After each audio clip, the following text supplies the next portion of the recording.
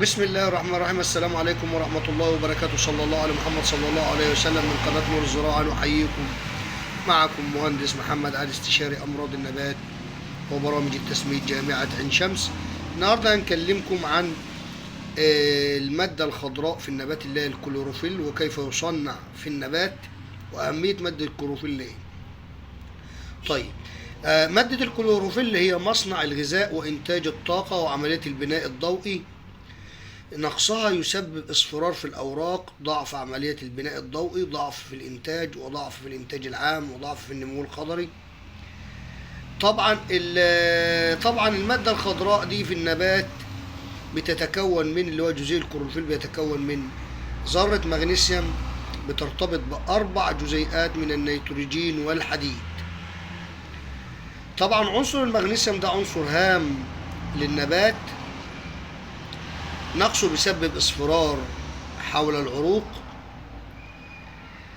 طبعا بيدخل في المادة الخضراء ديت الحديد والمغنيسيوم والنيتروجين في النمو بتاعها. طيب، نقصها يسبب طبعا قلنا اصفرار في الأوراق، ضعف عام في النباتات، وضعف عام في الإنتاج والنمو الخضري. طبعا المغنيسيوم بيدخل برضه في عمل بكتات المغنيسيوم زي بكتات الكالسيوم. وبكتات المغنيسيوم وبكتات الكالسيوم دول بيدخلوا في تركيب الجدار الخلوي للخلية. يبقى بكتات المغنيسيوم زي عبارة عن طوب، وبكتات الكالسيوم عبارة عن الأسمنت.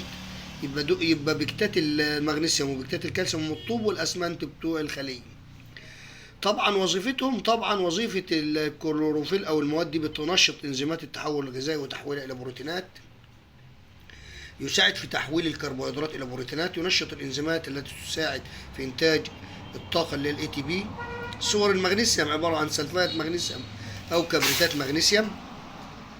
طبعا بتفضل في الأراضي القلوية لأنها طبعا حامضية. طبعا سلفات المغنيسيوم بطيئة التحلل عن نترات المغنيسيوم. يفضل سلفات المغنيسيوم في بداية الزراعة، ونترات المغنيسيوم في نهاية الزراعة. يفضل أن توضع طبعا في الخدمة أو ما بعد الخدمة. طيب، عندي استخدامها بيتم بعد 21 يوم لنترات المغنيسيوم، بعد 21 من الزراعة. طبعا بترش بمعدل 500 جرام على 200 لتر ماء. وضع المغنيسيوم مع الأحماض الأمينية لسرعة دخوله في النبات. طبعا المغنيسيوم، المواد التي لا تخلط مع المغنيسيوم زي الفوسفور أو السوبر فوسفات، والكالسيوم والفوسفوريك والبوتاس.